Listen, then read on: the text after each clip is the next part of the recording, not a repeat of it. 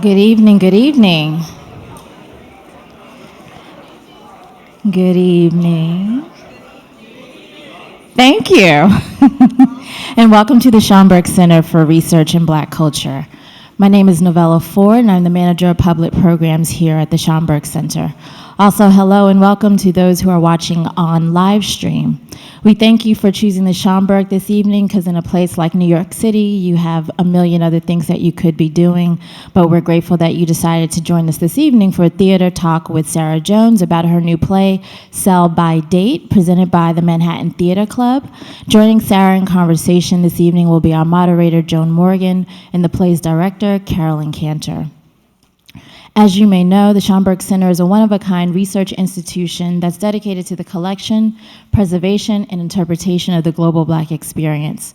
Through exhibitions, film screenings, and engaging conversations, we explore the historical and contemporary narratives of the Black experience that continue to shape our world as well as our nation. There are over 10 million items in our archival collections.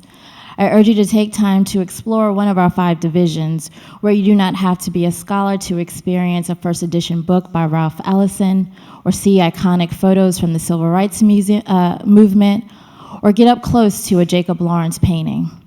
In our archives, you can learn about pioneering women playwrights like Alice Childress, who, for me, as a Howard University graduate, we have a Childress Hall, and it meant everything to learn about her and her life. Her collection of documents, which includes correspondence, some of her scripts for plays, as well as other items, are located in the Alice Childress collection. And it documents her career as a writer and actress and her activities in the theater for 5 decades in New York City. She studied drama at the American Negro Theater, which many know is located downstairs in the Schomburg Center.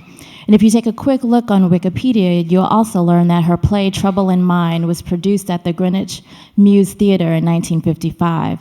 It won an Obie Award for the Best Off-Broadway Play of the 1955-56 season, making Childress the first African-American woman to be awarded the honor.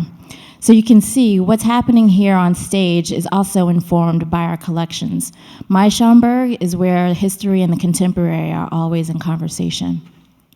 A few things that are coming up. I wish I could tell you about every single thing that is happening this month, but then we would be here all evening. So I'll tell you about a couple of dates to save. On Wednesday of this week at 2 p.m., the witty, insightful, and wildly popular blogger with over 50,000 readers a month, Lovey Aget, who's also known as Awesomely Lovely, is a go-to source for smart takes on pop culture. So she will be here to discuss her new book, I'm Judging You, A Do Better Manual. She will be joined by Francesca Medina of Hey Fran Hey. On September 20th, we'll debut a new series called Artists in the Archive. It will feature contemporary artists from the current public exhibition at Governor's Island titled Race and Revolution. Esteemed historian and artist Nell Painter will be joined in conversation by Race and Revolution artists Nona Faustine, Talwis, Kanupa, Hanska Luger, and curator Katie Fuller as they explore historical memory and the influence of archival material on contemporary art as well as activism. If you want to learn more about Harlem's history, you must join us on September 22nd for When Sugar Hill Was Sweet, A Woman's Work is Never Done. This engaging conversation will pay tribute to the dynamic women who lived in 409 and 555 Edgecombe, some of whom history has been relegated to the background, eclipsed by their famous men that they married. And lastly, one of my favorite books of this year is called The Castle Across the Magna Carta, which was written by playwright Kia Corthrow. This is her debut novel, and she will be here on September 28th to discuss her novel with Margot Jefferson, who is the author of the memoir Negroland and former New York Times theater critic. So I ask you, where else in New York City can you consistently get this caliber of programming for free? Tell me where.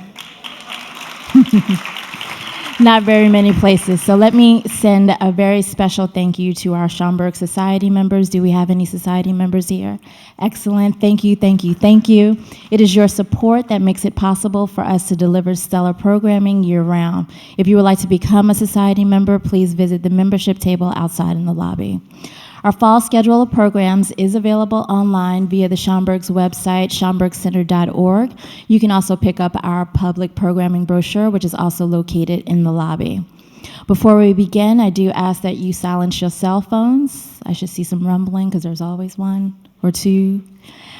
And also ask that there will be no flash photography or recording. Like I said, we are live streaming this particular program, so you can always rewatch it later.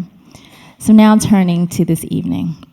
Tony Award-winning playwright and performer Sarah Jones returns to the New York stage as a dazzling medley of characters in Sell by Date, a new show inspired by the real-life experience of people affected by the sex industry.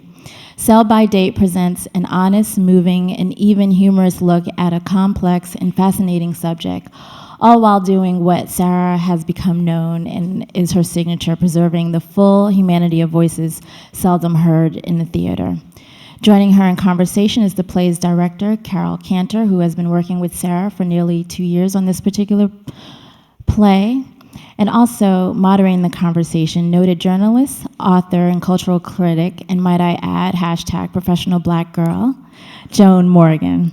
Morgan coined the phrase hip-hop feminism with the publication of the best-selling When Chicken Heads Come Home to Roost, My Life as a Hip-Hop Feminist.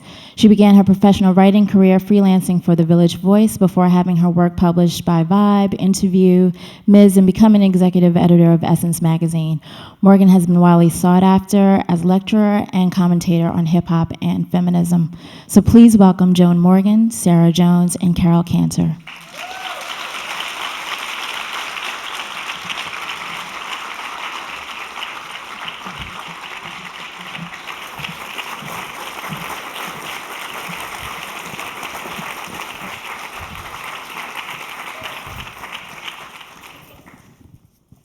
I think I better be one of those people to silence my phone. I'm just going to check to make sure.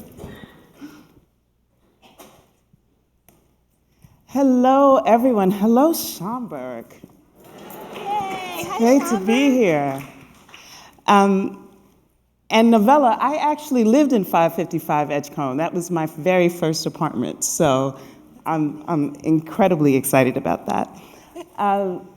And I'm very happy to be here with my dear friend, Sarah Jones. We have to find less dramatic ways to get together, for sure. And we're going to talk about a lot of things. We're going to talk about this new work. We're going to talk about how we're feeling about feminism these days. We're going to talk about how we're taking care of ourselves being feminists these days. Mm-hmm. So I think we should just start. I love that. Okay. Hi. Hi. Yay!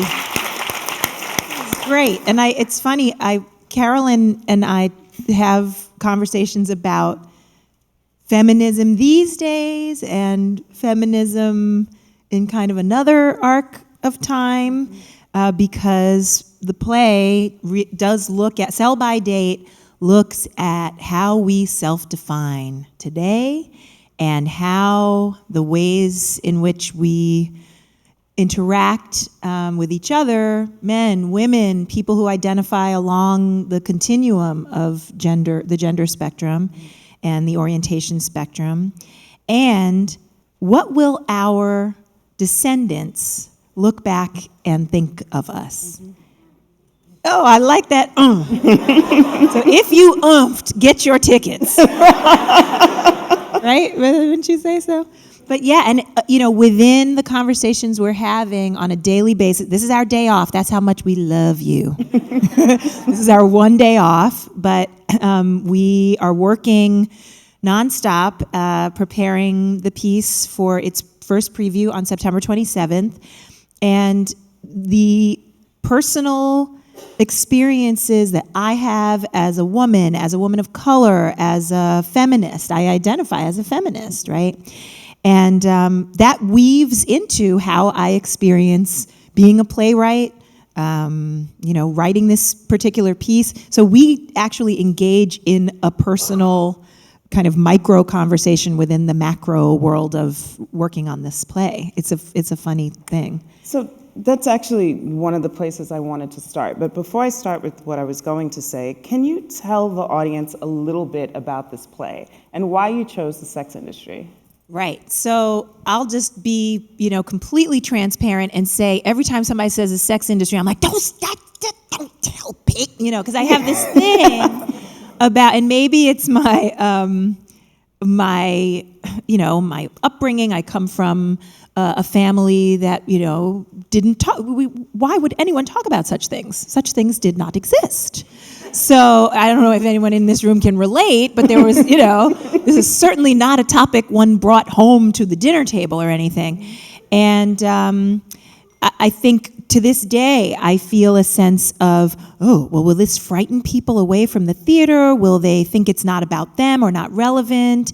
And what I discovered, and I think what, Carolyn and I, we both are sort of in an evolving conversation with audiences. We've been doing this piece in various incarnations now around the country. And I get to get really honest with myself. It is about, whether you call it sex work, some people call it commercial sexual exploitation, prostitution, the porn industry, all of these things. But it's it's also about Miley Cyrus twerking on mainstream television and, little girls, junior high school girls were wearing porn star T-shirts, until a couple of years ago. You could get it in the mall, right? So I'm interested in looking at how these seemingly marginal topics are actually central to all of our lives in ways we may not realize. And I'm interested in looking at it not from a place of judgment, but from a place of curiosity and compassion for all of us as a culture. So that's a really big impetus for this piece. Every time I hear somebody say, those of you who go way back with me, I have old recordings from back when I was a hip-hop feminist reading Joan's book on the train with some big old earrings, pulling my head this way and this way.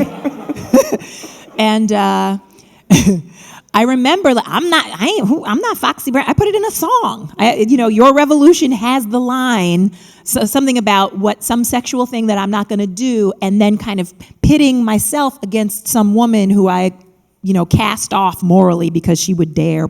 And so as a more mature person, I'm really interested in that conversation about morality and sex and how we shame and punish and all of it. So I actually think this show, and please speak to this, Carolyn, but my experience is that any kid who can watch an episode of SVU about, trafficking or whatever, like if kids can watch evening TV, they can see this show. Mm-hmm. Right, I think that's true. And I have a daughter who's 11 who I think will see the show. And what's interesting is the conversation sort of always leads with a show about the sex industry, but I think that what we talk about a lot in rehearsal and what Sarah's doing very successfully in the play is really looking at our whole culture through that lens, but not having the show feel like, this is a show about prostitution, or this is a show. It's really a show about people. Right. So I have had the pleasure of reading the script in whatever stage it is in right now. And one of the things that struck me immediately is you took away all of our comfort zone by not just like setting us in the future, but at a point where many of us might not even be still alive. So I'm gonna be gone for sure. So what made you decide to play with time that way and move back? 2016 in the play is the distant past.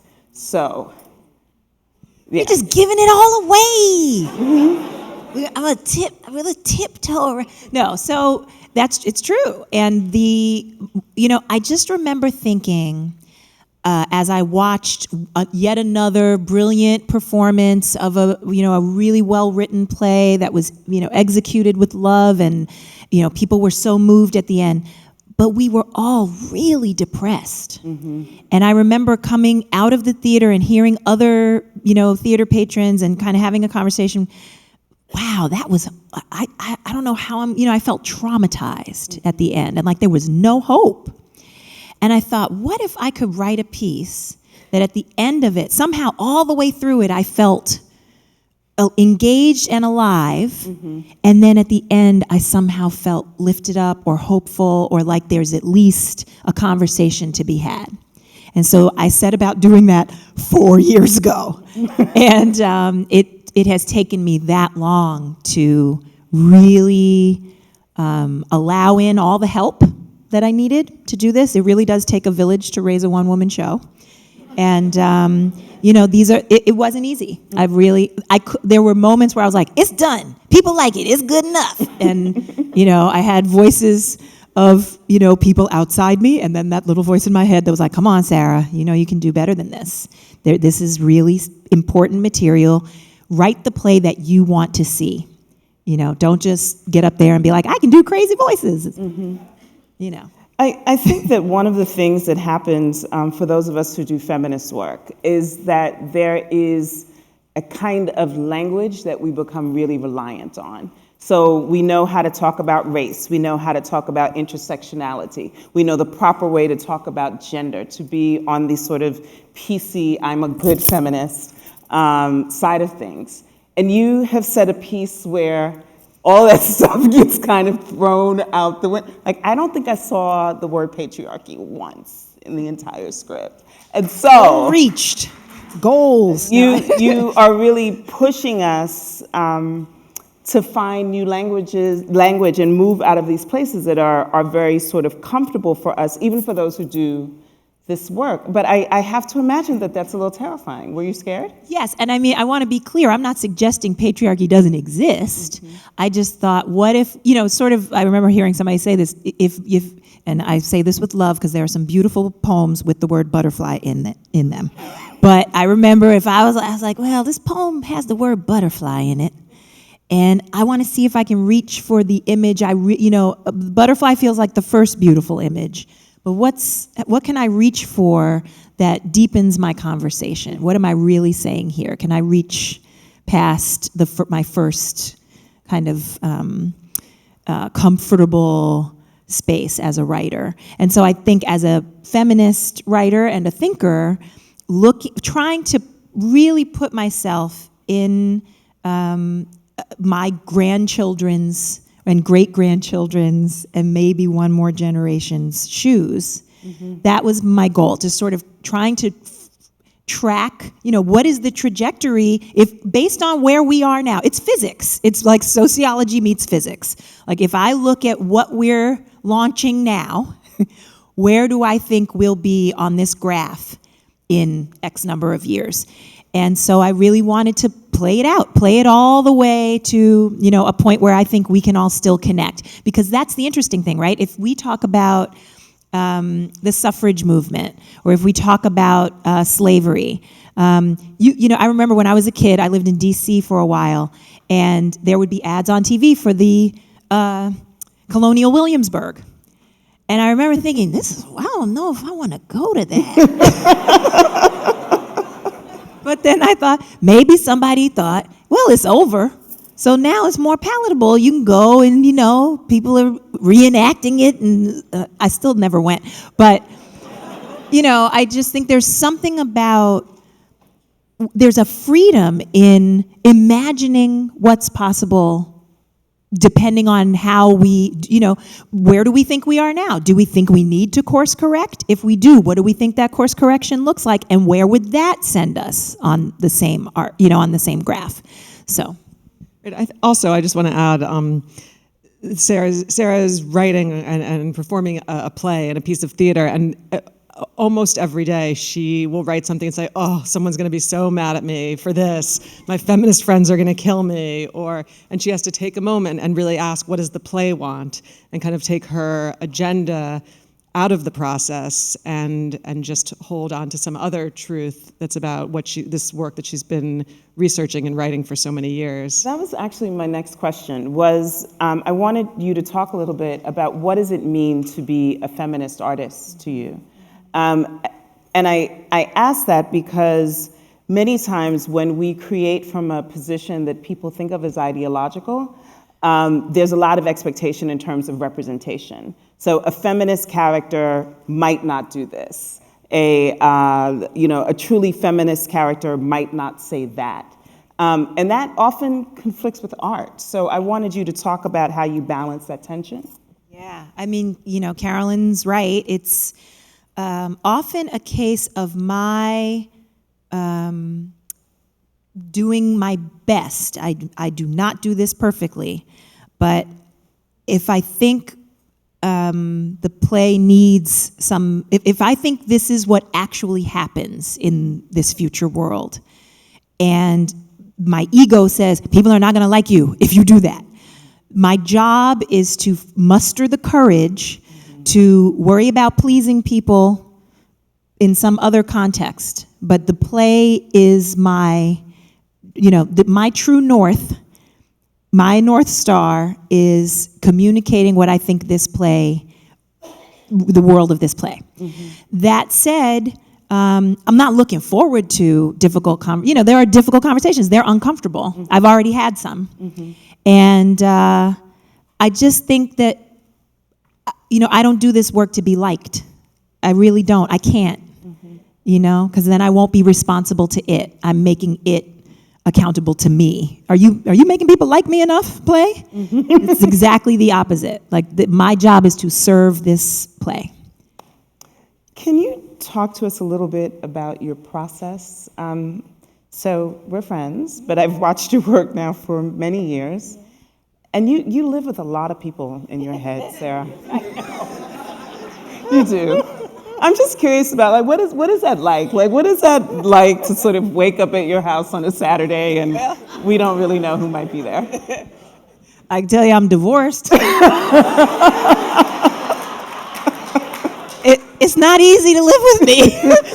No, I think I've always been like this. I've been this way. When I was a little girl, I would take refuge in, if some kids, I'm mad, I'm running away. I would run away to the interior and find, okay. Hi, good evening, everybody. Hi, sweetheart. Okay, I just wanted to say hello very quickly. Hi, Carolyn, honey. So my name is Lorraine Levine. I know Joan, too. And I'm here because of the girl, Sarah Jones, who you just met. And, she left my glasses in the theater, so I had to go to Duane Reade.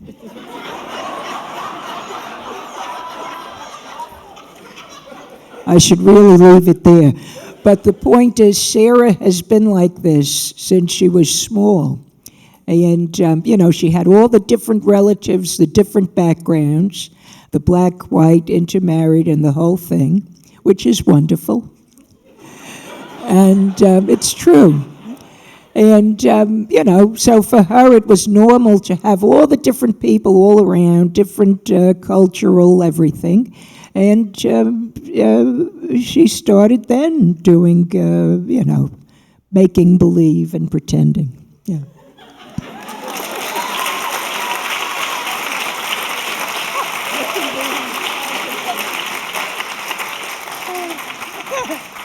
Anyway, yeah. Are you... When are you a bad feminist? I mean, wow, when am I a bad feminist? I went to women's college, and I remember, so this was in the 90s, and I remember feeling pressure not to wear lipstick. And I was a hip-hop feminist. So some people in this room will know this name, but I wanted to basically be Nana Cherry at the time, right? This meant red lipstick was required. I mean, and I was a hip-hop feminist. So I went to school near Philadelphia. My friends and I would go home come home to New York on the weekends to go to parties where Biggie Smalls was, whatever. We were oriented. I was getting a 4.0 in feminism and philosophy all week. And then I was like, I get around. Step up, step up. That was me. And so is that bad feminism? I don't know that it's bad. I know that I really try as much as I can to embrace my contradictions so that I can understand how I'm really, interacting with myself and the rest of the world. and whether I'm being authentic. That, for me, that's my feminism, is like really authentically standing in my power, which includes standing in my imperfection and my contradictions. It's not easy, you know. I've found myself in a podiatrist's office because I've been wearing these incredibly high shoes on red carpets lately. That shit ain't feminist. It is not. And yet, you know, you're probably gonna see me in some shoes like this during Fashion Week. I mean, it's terrible. Anyway, I'm wearing comfortable shoes tonight. Just want to make that point. I do think there's something particularly rich about that gray space with in terms of contradictions. We know each other's work. We know that that's the space that I approach all of my feminism from, is that there's something very rich, very fertile, very fecund about lingering in the gray as opposed to the black and white. It is an incredibly insecure space, and I feel that sometimes people don't get it until years and years and years and years and years after. So I'd like you to talk a little bit about your journey. So how is this Sarah Jones different than Sarah 10 years ago? Yeah, great question. So different. First of all, Carolyn is here and she is unharmed. I think that I did my best to collaborate well with others 10 years ago, but I am an untrained actor, an untrained writer. You know, I'm trained by my muse and my crazy, wonderful, dysfunctional family story and my, you know, my life as a New Yorker and a person who thinks about the world in, you know, lots of shades. But I didn't have certain kinds of discipline. I didn't know how to take criticism and feedback. It was really challenging. And so I feel much more available to the process today, to the collaborative process. I hope we do all right, right, Carolyn? We do okay. Yeah, we do all right. So Most days. most days we do really well. Sometimes I have some, yeah. I will share with you all. I sometimes have to take like on the spot meditation break. I gotta meditate. I don't like that feedback. I'm not. And then I'll just leave the room and go sit down. I mean, you all are getting like is this really live streaming? All right, let's dial it back a little bit. Yes, I'm better now. Good. Carolyn, what attracted you to this project?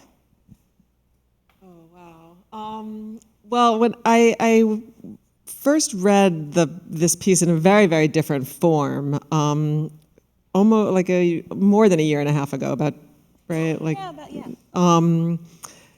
and I knew Sarah and Sarah's work, so I was attracted to the project before I read it. I was attracted to the idea of working with Sarah. I'd never worked really on a solo piece before, so I wasn't sure what that would be as a director, and so, but I read the piece and I was very, very interested in the material, and I have 2 daughters and I think about feminism and women's issues all the time, and so this piece, I had actually taken about a year mostly off from directing and from theater and was kind of regrouping and thinking about what I wanted to do when it came to me.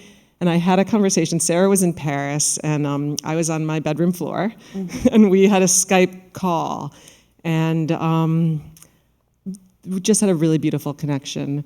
And I felt like this was I knew that to do a one-person show with the one person also being the writer was going to be a super intimate,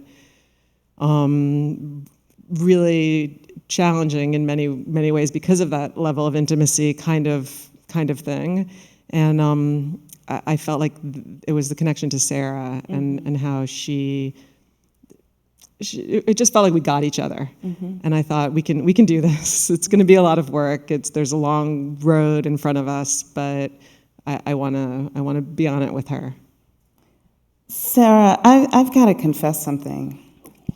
And it actually disturbs me, but Bella has become one of my favorite characters, and I'm disturbed by that because by all counts, she is not the kind of child I like. Like, she's the kind of child that's going to sit like in my class, and I know in the first week of school that she's incredibly privileged. She's really entitled, and she thinks she knows way more than she knows. She's a very bad feminist. Somehow, I am just, over the years, I'm just endeared to Bella, and I just want to know how you did that. Yeah. Well, like, first of all, hi guys. Give me 1 second. Joan, do you mind if we really quickly just get a selfie? Just really quick while we have time. 1 second. Okay. Actually, I think we should get a video selfie. Hi guys, it's me, Bella, and oh wait, hold on. It's okay. Okay, are we snapping? Okay. Hi guys, it's me, Bella. I'm here with Joan, the amazing When Chicken Heads Come Home to Roost. You guys know about that book. It's super important. It's I'm super into hip hop. Okay, and Carolyn Cantor is also here. She's Sarah Jones's director. And this is the audience at the Schomburg Center. They're seriously amazing people. And yeah, I just wanted to share that. Okay. Yeah. Okay. So Joan, I feel that you underestimate my ability to really receive the wisdom that you offer. And also I feel that people don't realize that as a feminist, I am really interested in whatever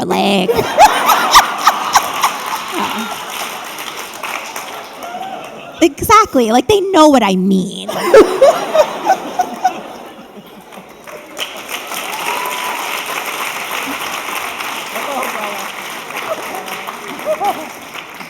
So I brought up Bella because I really do love her, but I think that that's something that's really powerful about the work, is that you often take these characters that on the surface, we think we know these people, right? And you give them an interior life that really challenges what we think we know about them, whether we thought we liked them.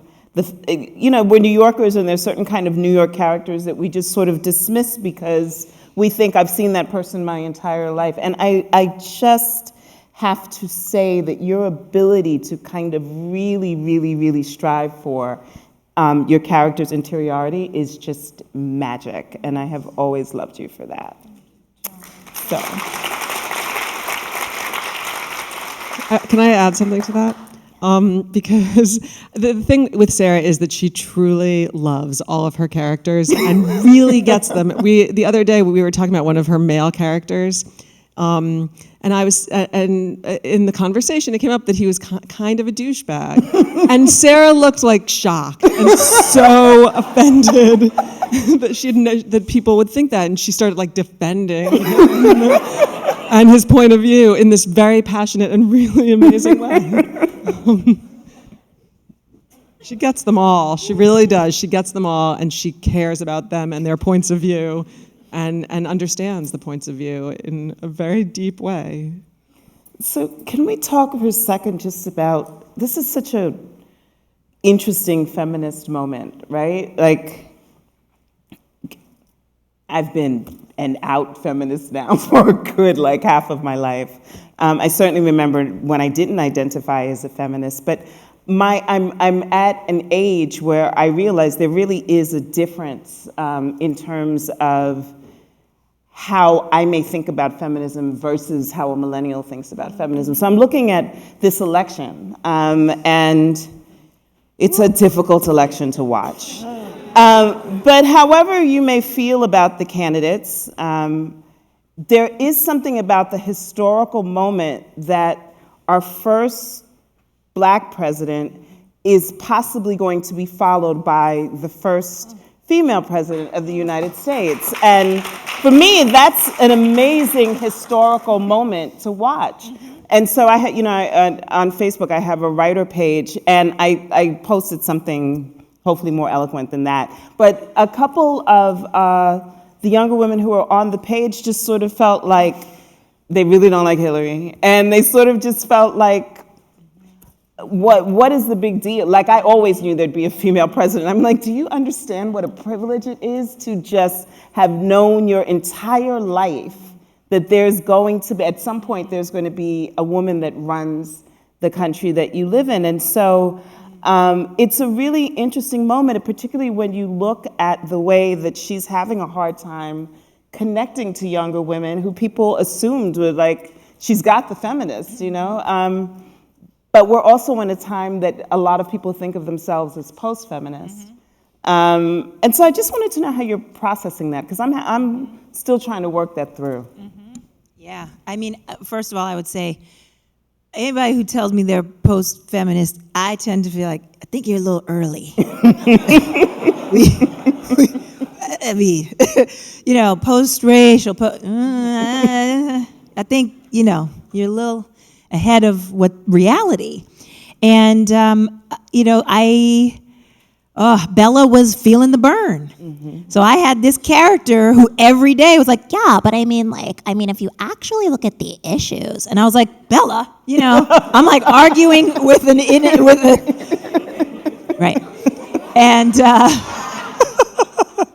yeah, it was really interesting because I could actually hear the arguments through her ears, right, and experience her, frankly, I mean, what would I call it? It is privilege. It's a sort of, I almost can't fault her because she does not know better. I'm talking about Bella. And she has no other frame of reference. And so you can tell someone about your frame of reference, but you cannot give them their own, right? And so part of my work was to watch everything that was happening and look at my judgment. And what came up for me over and over again was, I would have been Bella. Like, I might have been, you know, at Bryn Mawr going, yeah, I mean, we're, you know, Bernie, I mean, the thing is, and that was deep for me to really get it, that with the level of experience I had and what I knew, it is totally plausible that I could be on the other side of where I am now, given, you know, being a 20-year-old or an 18-year-old or whatever. So I had to look at that. And then I'm trying to remember with this election and with, you know, how what this world looks and feels like now. Like, this is a world in which Beyonce, right, is for many women their top feminist icon. And if it, did y'all go, Because usually when I say that in the room, everybody's like, creepy, don't worry, Beyonce, you know. And it's funnier if you read it written out, don't worry, Beyonce. I have a millennial who lives next door to me, and that is her doormat. Don't worry, Beyonce. I'm not kidding. Anyway, that's an aside. But from a feminist standpoint, this is a woman who is fully in her body, one could argue that it would be a lot harder for young girls to identify with her feminism if she didn't look exactly the way she does and portray herself exactly the way she does. So that's interesting, right? I have feminist friends who cannot process, you know, those gyrations as feminist because all of this here is not coming across to them as, you know what I mean? There's a lot of the male gaze is kind of in there too, right? So all of this to say, I cannot prescribe another person's feminism. And that is a new, I used to be somebody who's like, well, if you're not this, then you're, and now I realize all I can do is own where I am with as much integrity as I can, and then hope that that is an example to other people, and hope that, you know, I mean, I've changed and evolved along the way. This election is testing every fiber of my being. I'm still a pacifist by this much. So, you know, I would just say everybody's on a journey with this. You are, we all are, and woo, when she gets in, I'm gonna feel a lot better. I'm stressed, but it's gonna be all right. That's just, that's where I am. Yeah. Carolyn, you have two daughters? Yes. Okay, so I have a son. Sarah doesn't have her own children. So in terms of your own daughters, what are you feeling for them as a feminist? Like, are you scared? Are you excited? Are you the combination of both? What would you like to see for them? I think probably both, to be honest, maybe a little bit more scared. And for me, at the moment, a lot of that has to do with social media and looking at that's just sort of entering our lives and trying to navigate and think about how that affects the conversation and how they are going to portray themselves and how they're going to get their own kind of messages out to their friends and to other people, which just feels terrifying to me. And I really feel like it's like you're figuring that out in real time as a parent now. I think I see them as like, in terms of Bella, as like, oh, where will they be when they're kind of coming of age? And I still think for them, like they are way too young to understand the significance of a woman president. They're very interested in this election. But I think it's both like potentially a really exciting time for women in the world and potentially like a really scary and dangerous one. Yeah. And it feels kind of like we're on a precipice. And I think I feel both. I feel excited, but probably, to be honest, like a little bit more scared. Well, do I get to turn the tables a little bit? Of course. I want to know how one of my favorite hip hop feminists raises a son to, be able to respect women and have a sense of his own identity and masculinity. What does that look like? I have always admired, well, I'll let you, I won't go into a lot of personal stuff, but I feel like watching you gives me hope for how we raise feminist sons, whatever they call themselves, right? Like someone doesn't have to call, if you're exhibiting the behavior, I don't need to affix the label to you. Right. Right? So. Well, it's a challenge being a feminist mom and raising a son, for sure. I have a 17-year-old son who is really, he's really wonderful and interesting and funny, but he's a teenager, so part of the reason that I'm on Facebook is because he will say things in these conversations with his friends and often with my friends, because I made all of my friends like friend him. I was like, you have to be friends with everybody.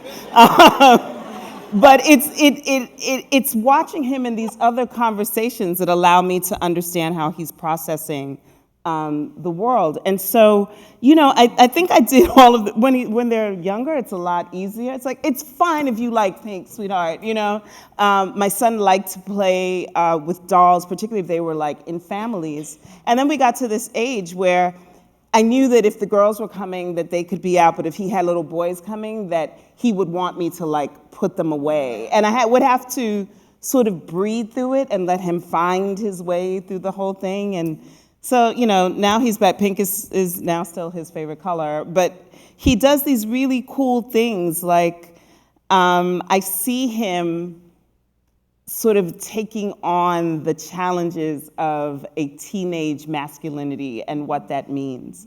And he had this really moving post one day on Facebook that talked about the fact that, sometimes I'm really ashamed of the way I let these fools get in my head. He was talking about his peers. I have a feminist mother, and I know better. If you see it's wrong, you have to say it's wrong. And that is the satisfying thing to me, because they have to be able to do that for themselves. But he flips it on me all the time. So one day I came home and there was this patch. It was about this big, and the woman it's a female form. She has no head. She has no legs. She definitely has breasts. And she's not nude, interestingly enough. She has on a see-through bra and the suggestion of like pants and underwear underneath. And he said, I'm gonna get that put on my camouflage jacket. I was like, oh, no, you're not. And he was like, Mom, there's nothing wrong with the female form. It's beautiful and it's natural. And I was like, you're not slick. You're not slick.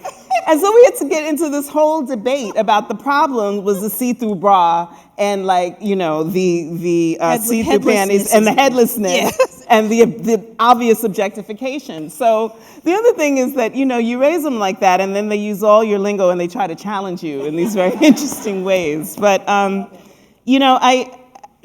you want your children to just be good and genuinely kind and sensitive and emotionally intelligent human beings. And so I think that some of it is just being in a household where you're kind of surrounded by this all the time. Some of it was stuff that I deliberately did, but some of it was just osmosis, and some of it he rejects. He tends to be very impatient with what he thinks are simplistic feminist analyses. He's always wanting me to jump in on some 16-year-old's page on Facebook. I'm like, that is completely inappropriate. I'm not doing that. But it's interesting to see him find his way through this. And I don't know that he's never said to me, I'm a feminist, but he definitely identifies as the son of a feminist mom. And so we'll see how that plays itself out. I love it. And I mean, we're in a moment when, Obama is a declared, an avowed feminist, right? Like puts that out there he's in Glamour magazine with his daughters, kind of pointedly making this a cultural, it's obviously a message with great intention behind it, right? And Trudeau, the Canadian premier, right? Again, no mincing around with I think mincing around is actually, that's actually trigger warning, everybody. Say Sorry. Fine Canadian premier. Okay. Oh, yeah, he is fine He is too. fine. Okay. Yeah, we like men when they're feminist and fine. So not objectifying. So I also think we're in a particular moment. There are popular comedians, Aziz Ansari. I'm a feminist. Like he will say, I'm a feminist. It's an interesting moment, and I like the idea that we don't know. Well, I don't love the idea that we don't know how all of this plays out, but I get to play in that space in writing this piece and taking on who our descendants will be and how they will, what will their language be? Will they, I was talking to somebody about trigger warnings the other day, and they're like, what? And I'm like, there's, we get to keep showing up for these conversations and new ways of processing the world as it shifts, So I think this is the point where we turn it over to our audience. Oh, we can keep going? Oh, 10. You had it. So it looked like 01. It's not a binary world anymore, even in the binary numbers. Okay. Fantastic. Yes. So, can you guys excuse us? I just need some water. We're just going to have a break here in front of you, apparently. Very transparent. It's all about transparency. While you all grab some water, I just want to remind people that we are giving away 2 pairs of tickets tonight. So if you have not already filled out one of these, this would be a great time to put your hand up. And so, okay, right on. And somebody will come around with one of these, and it will go into this little pouch, and we will pull it later. This is great. I want to see all y'all at the theater, or all of you, somehow. I'll come back here. Yay. Oh, okay. This is very exciting. Apparently we have a show to put on. Soon. We're going to be good. I feel good. Sarah, who were your feminist role models? Who are my feminist role models? So I have quite a few. I would say my earliest is my mother. And I think she's an organic feminist in that sense that, she's a feminist because she I don't even think I heard that word in my house, but she's a doctor. She, is an OBGYN who has brought thousands of babies into the world and really cares about woman care and all of that. She raised us, and we got to, like you said, there's osmosis there, whether she says feminist or not. My grandmother, too, a nurse who... I see how women find ways to occupy as much space as they can in a culture that tries to squeeze them down to so very little. And my grandmother's that generation, Depression era, Irish American, and mix of Irish American and German American, and a lot of funny stuff going on with like religious, messages that were, kind of telling women who they had to be and what was acceptable and what wasn't. And it's just really interesting to me to watch women who are told, even in their, what hopefully is supposed to be a nourishing space, their spirituality, oh, you'll never be important. You can be a nun, or you can be you can never be a priest. You can never be a rabbi. Those were messages that were clearly given to women, and yet, now I have a cousin who's a rabbi, a woman who's gay, Wow. and I have a lot of the women in my family are feminist, progressive icons for me. Icons, they're feminist, progressive role models. And then, I've had some amazing, powerful women come into my life. I have had a charmed experience with, Meryl Streep and Gloria Steinem and all of these women who I read about, and then, meandered through my life and would find their mentorship. Lily Tomlin is another one. I've had incredible women from the, second wave feminists support me, and that helps me be more available to. I can't believe it, but I'm the older feminist now. I am. I have young women who are like, I've been watching you. I just did a project with Jessica Williams recently, and it was like, wow, I'm not her age. I had to keep reminding myself, oh, we're not contemporaries, like not even close. So it's an interesting, because I still portray, I feel basically like somewhere around Bella's age, and I'm just kind of like judging her. No, the young woman in me is very alive, and so I think it's interesting to realize I am, I get to be somebody else. I get to pass on what has been so generously given to me. I wanted to ask you a question. It's something I'm working through now. Is I have to rewrite the introduction for the new edition for my book, re-release. And people often ask me, if you were writing Chicken Heads now, what would you do differently? And on one hand, it's very easy questions that answers that I really probably wouldn't do anything differently. The book was never meant to be prescriptive. It really was about my process of trying to reconcile this, I'm a Bronx girl through and through, hardcore hip hop head with this developing feminist identity.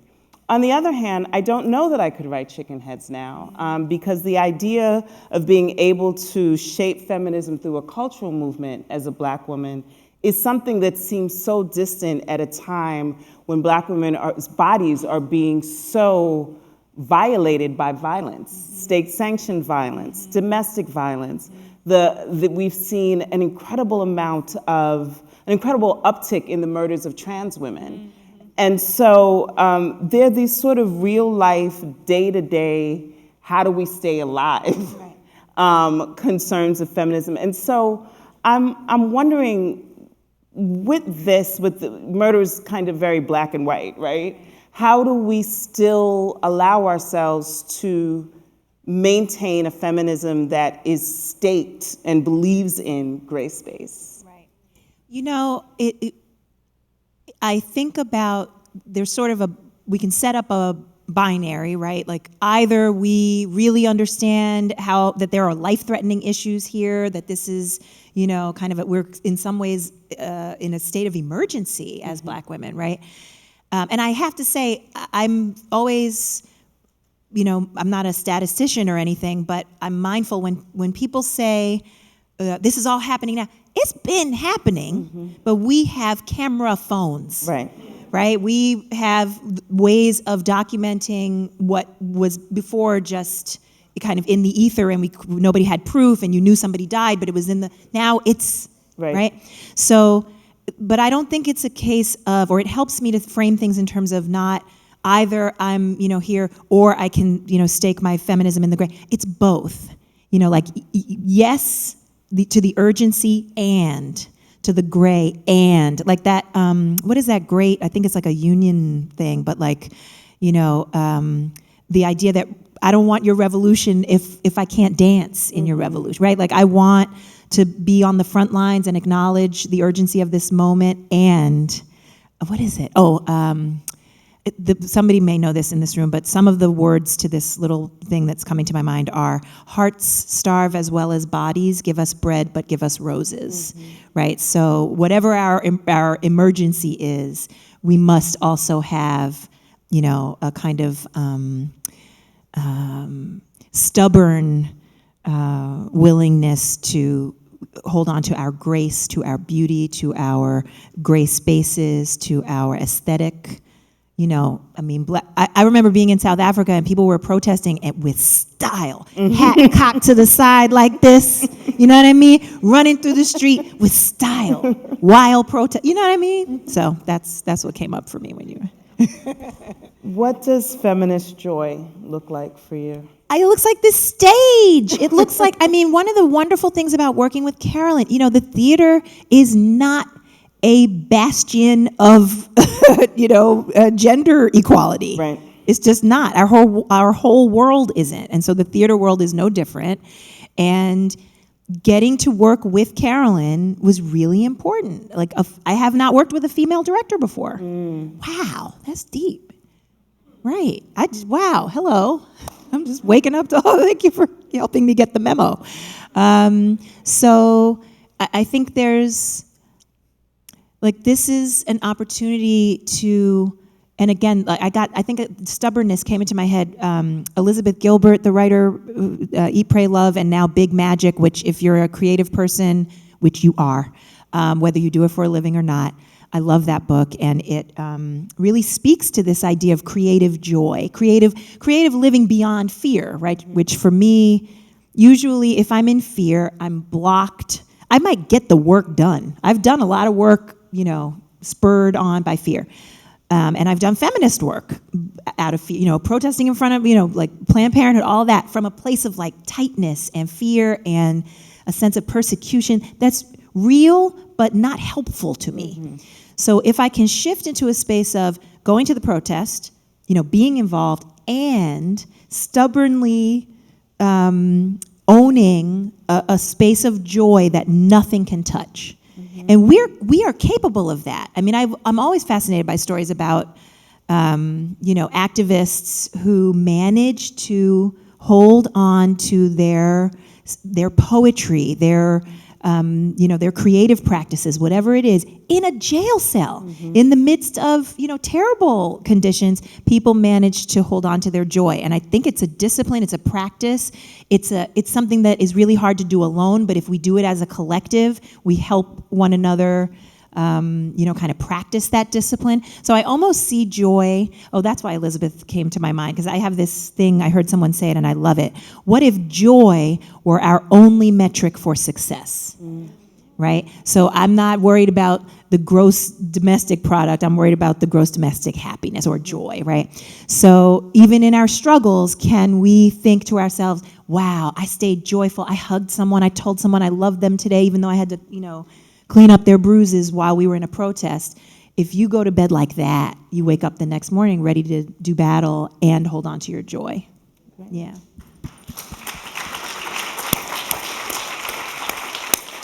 So now we turn the mics over to our audience. So we would love your questions. Please make sure you have a question, not a dissertation. I'll try to be.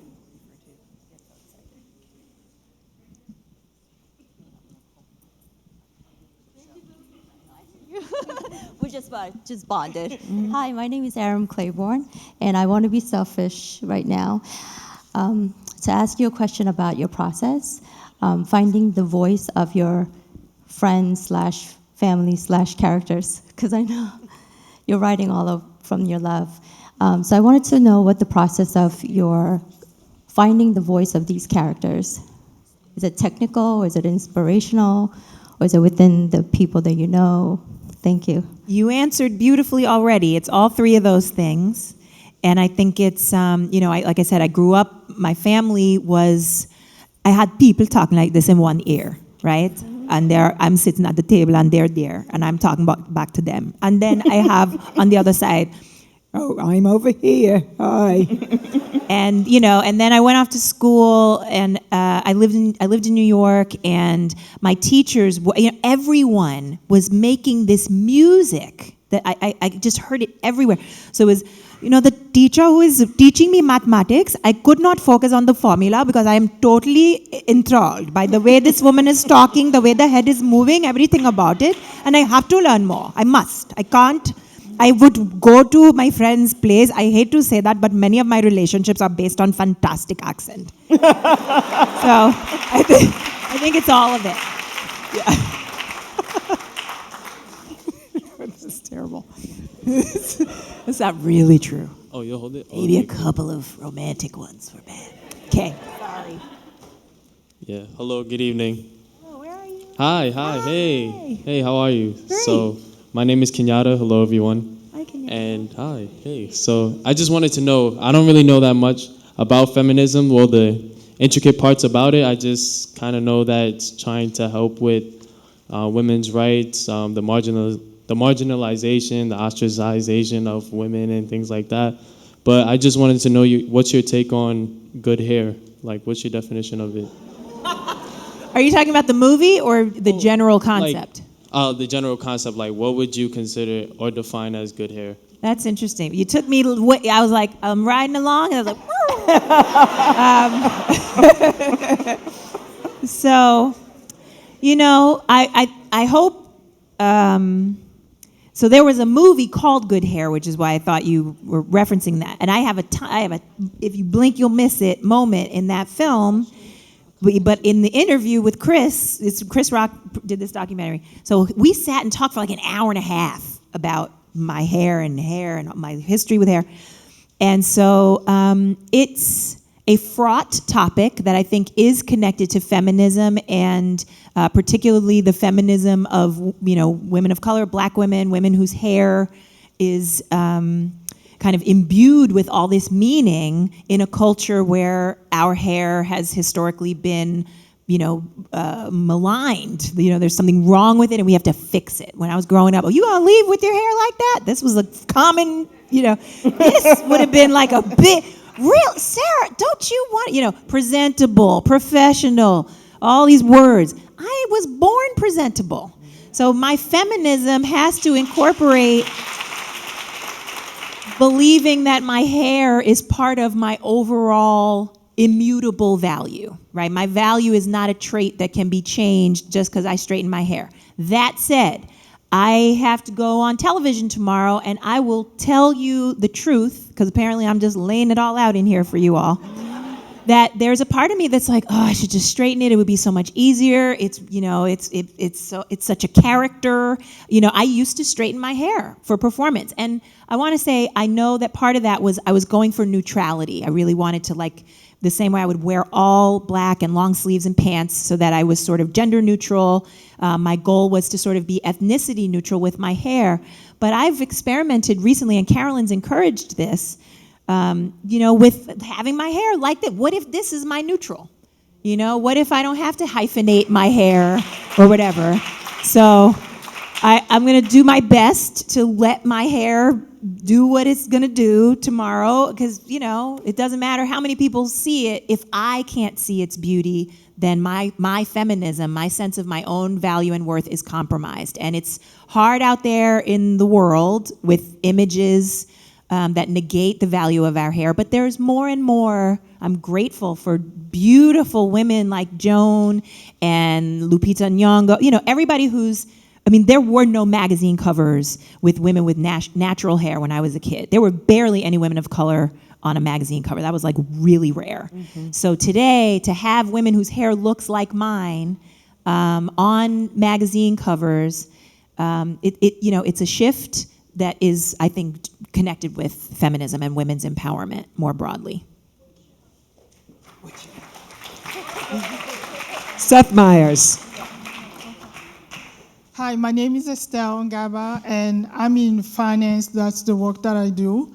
And what I do is I show women that we have to take care of the finances, and even, in a family, the women are the cornerstone of the family, not just there to cook and then have kids. We have to take care of everything. And I wanted to ask you, because I don't know the percentage of women in your industry, as I know in finance is very slim. I wanted to ask you, what do you think is the connection between, finances and feminism? For me, I think it's a strong one. So that's what I do for a living, and then I just empower women and say maybe if we made more money, whether it's at work because we get paid less, but actually took care of our finances, maybe it makes our life a little easier. So I wanted to ask you your take on that. First of all, thank you for the work you do. Yeah. I guess for me, the relationship, so in my industry, there can be a tricky thing where, and I think this is across the board, we live in a world that sort of discourages you from wanting too much, right? So you sort of feel bad if you really want to earn what you're worth. Mm-hmm. And as a woman, I've experienced that. It's really frustrating. And I grew up with a message that was like, just, you'll be all right to, don't ask for too much. How dare you, right? I would get diva and all this kind of stuff if I wanted to earn the same thing as a white man who does the same thing I do, right? So it's an ongoing struggle. I'm not going to lie. But I guess this is the piece I wanted to fold in. To be a good person, I grew up with some messaging around you shouldn't want abundance in your life. You should be humble, and it's like being a pauper is virtuous, right? That was a message. I'm serious. Mm-hmm. I don't know if other people ever got this, but there's this messaging. And so I think for me as a feminist, part of what I'm really wrapping my head around is I can't be of service to anyone else if I can't take care of myself financially. And we are not taught financial literacy, particularly women of color, but I think women across the board. Many of us are not taught to value ourselves, to value our work. We live in a world in which the marketplace can just, steamroll over us, and many of us think it's the only way to work. We aren't offered alternatives. So I am very committed to a new way of, with humility. I think humility, the definition of humility that I love is neither too big nor too small, right? But if I am right-sized about my value, I get to ask for what the market will bear. Mm-hmm. And I am committed going forward in my life to never under-earning, ever. It's not easy, and there are, all kinds of ways in which I look at something I did and I'm like, I'm not really being valued right here. But it's, if I can set that intention, I think it goes a long way toward just reshaping how women and people in general, we really do live in a culture that doesn't encourage us to really value ourselves. I just wanted to say something, because it was just really quickly, your question was so brilliant in many ways. So I do a lot of the work that I do as a writer, and I'm also a scholar. I'm hopefully finishing my PhD at NYU this year. But thank you. I do a lot of, I believe in collective work and feminist work, so I roll with a pretty badass group of Black feminist scholars. And so we're always talking about what we call feminist math. And feminist math can be like, I went on a really great date, and then there was that moment where the check came, and I don't know if it's feminist or not, but my hands were firmly here. And we go, no, girl, it's feminist math. They make more than we do. When they stop out earning us, then they can, then we can go Dutch. But we also, so there's that joke part of it, but we just started an investment group because in our own talks, we all had these sort of issues that we had grown up with that were really from childhood about money and being afraid of the market. And so we each decided to part with what we were comfortable with, and we're learning the market together. And for us, that is feminist math also. Yes. So, yeah. Good evening, ladies. As a writer, writing nonfiction means a lot of research. Writing autobiographies, you talk about yourself. But what you're doing is you're looking at people around you, and as honestly as you can, warts and all, humor and all, somewhere in the back of your mind, you're looking at everyday people, and you're saying, their story deserves to be told. Their story needs to be told. What gave you that motivation? You. Well, that's hard work. You just can't look at and say, I'm going to spend my life, and I don't care if people like it or not. I'm going to honestly, as best as I can, tell the story of everyday people. How did that happen? At the risk of repeating myself, you know, I don't know how you see yourself. I do not see you as an ordinary person. I see you as a person. And when you stood up and began speaking, I was immediately interested in what you had to say. And that is true of every person in this room. Every one of us has something of immeasurable value to contribute to this world. I am privileged to spend 2 seconds with every other human being who walks this planet. Sometimes I'm on the subway and I'm like, there are so many beautiful stories on this train. People crossed deserts to get here. I almost start crying on the train. That's why I shouldn't take the train. But, you know, I am deeply moved by your beauty. And that has happened over the course of my life because when I was really little, I think I was the way we all are when we're born, which is, you know, inherently good and curious about other people because I know that we're not different, right? I believe in a kind of oneness, that we're all, you know, connected at a deep level, whether we can feel it or not. It's why when we walk past a homeless person, no matter how many times you've done that, it hurts. It hurts just at least a little bit inside to see someone else's suffering. It's because we are, you know, it's compassion. So we're born like that. And then it gets taught out of us, I believe, over time, so that we can exist in a situation like this without stopping to feed every poor person we meet. So I guess what's happened for me over time is I've gone from having that experience of being little to growing up to where I am now. And you all help me befriend myself and love myself. If I can see how beautiful you are, my own beauty becomes undeniable. And it makes my life better. It helps me hold on to the joy that Joan was talking about.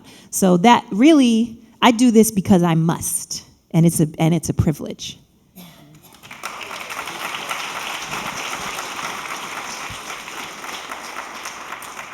Hi, Sarah. My name is Lisa. Hi, nice to meet you. You're great. I have a process and developmental question for you. You said earlier that it takes a village to raise a one-woman show. Can you talk about what that village is? Please, can you expand on that? Yeah, so I can actually say, before I met Carolyn, I was working with a dramaturg. I still work with this dramaturg, Antonia Grillicus-Lasky. And you know, I have always had a sounding board or a few in my life who I trust, people for whom I, you know, perform my work before I'm ready to show it to everybody else. But I never really let people all the way into my process, I think out of insecurity, you know, the sense of vulnerability. And I don't want people to, you know, judge me or think I'm less than. I had a perfectionist streak about as wide as this room. And I always thought, you know, people would be like, you're such a perfectionist. I'm like, oh, thank you. I thought it was a compliment.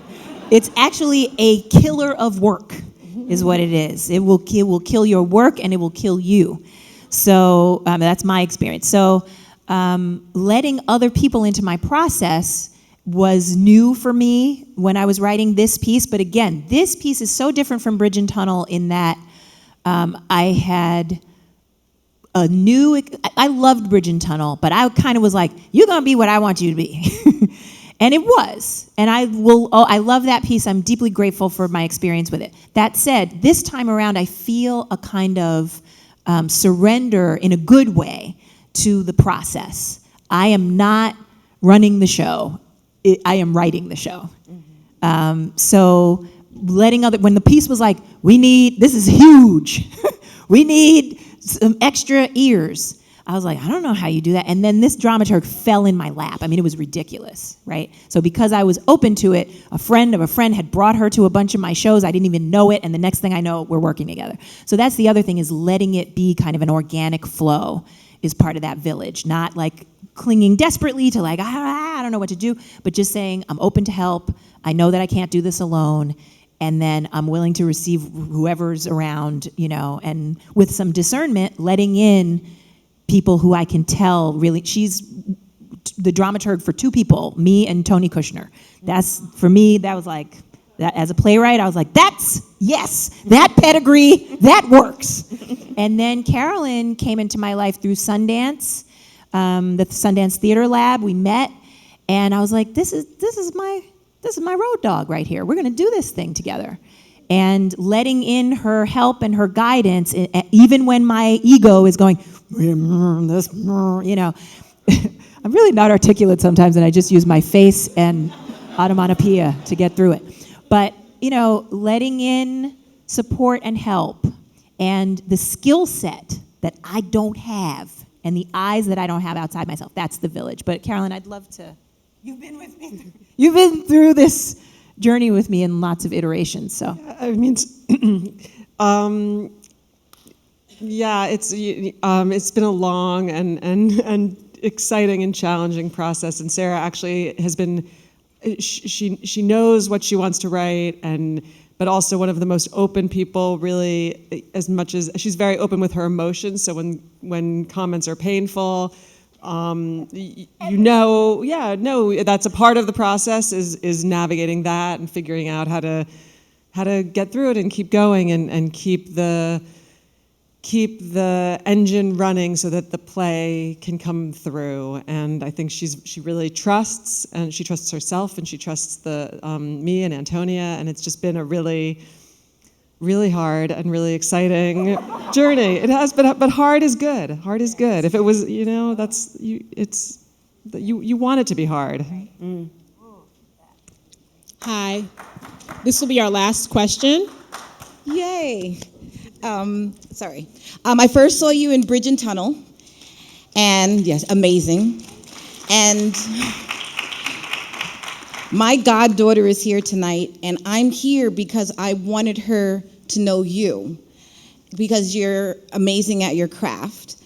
And as she's going off to be an aspiring actress, I just wanted to know, what piece of advice or inspiration would you give her if she were your own daughter?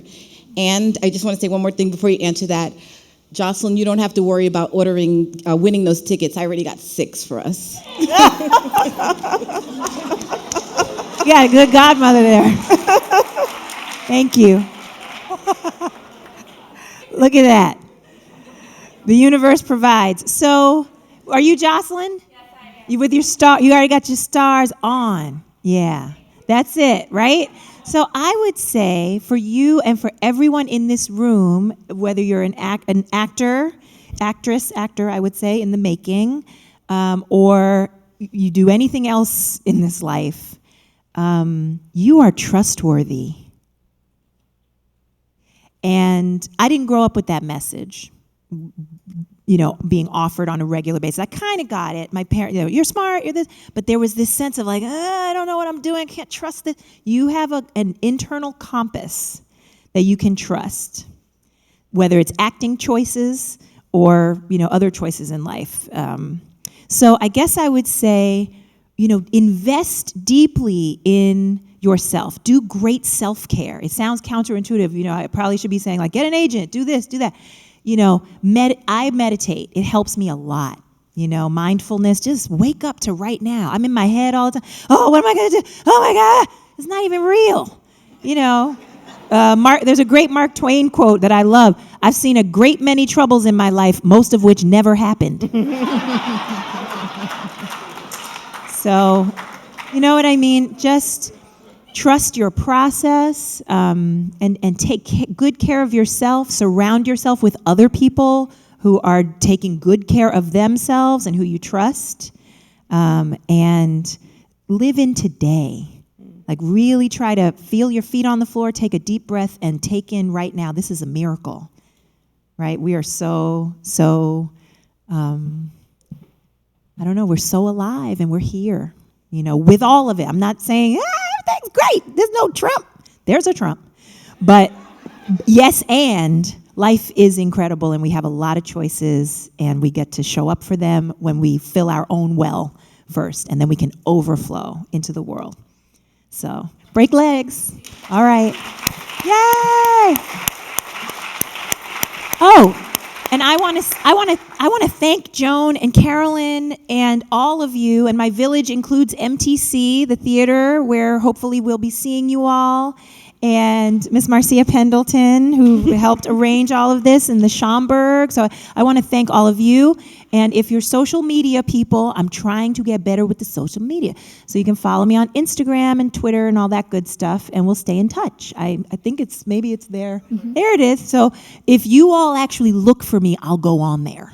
I'm not as accountable. If nobody, I'm like, they don't care. I'm not going on there. So if you say, hey, Sarah, where'd you at? Then I'll be like, oh, hi. Okay.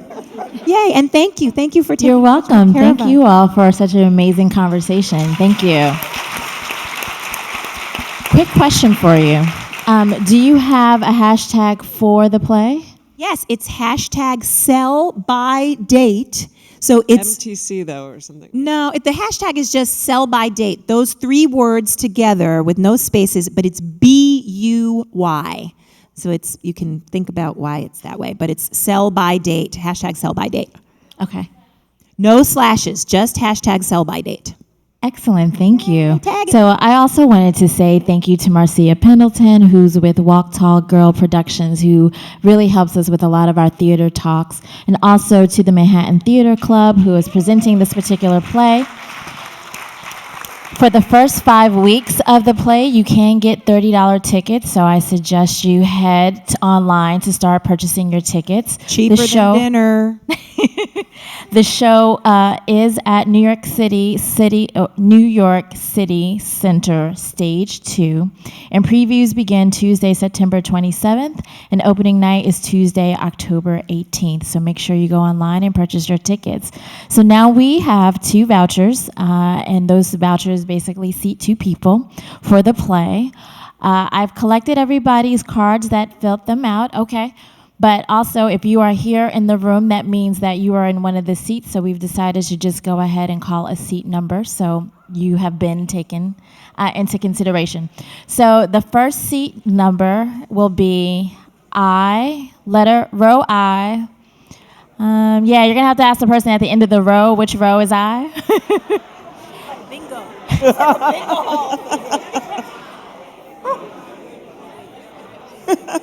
Yeah?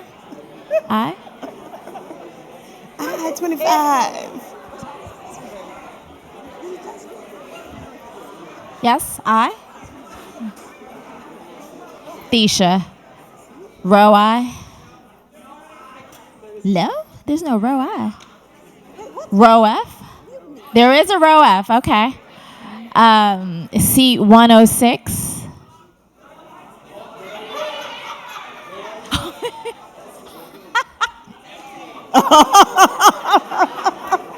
Okay.